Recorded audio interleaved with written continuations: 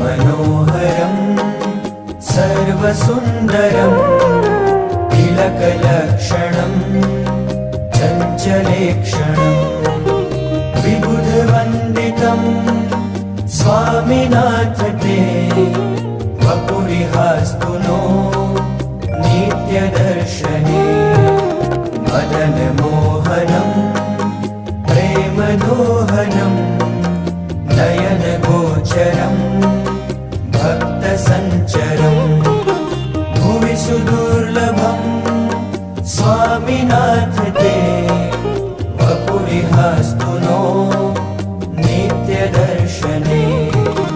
निजजनैः सदा वाञ्छितं हृदा